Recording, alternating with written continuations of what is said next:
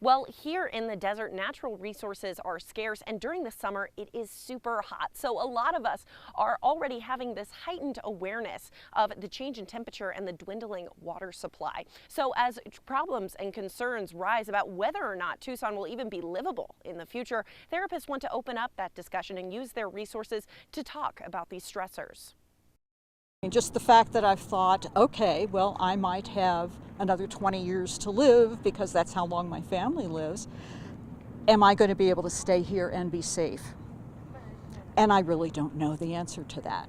Mary Torin has experienced over 20 summers here in the Sonoran Desert, but this summer was different.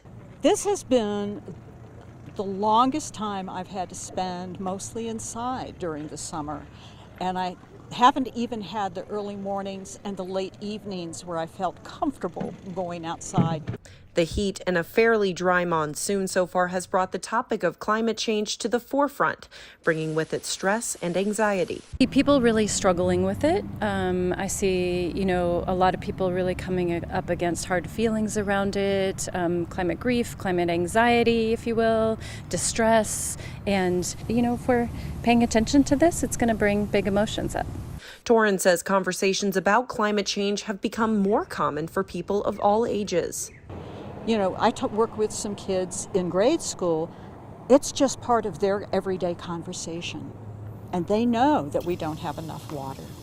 And they know that we don't have enough housing.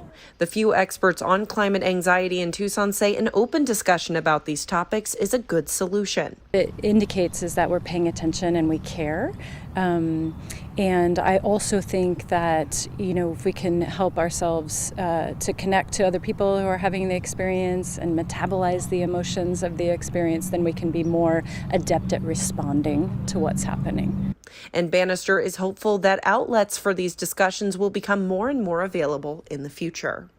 I do expect it to grow. I think therapists will start to identify themselves, get training in the area, and really start to think about it as the trend of people's emotionality around it continues.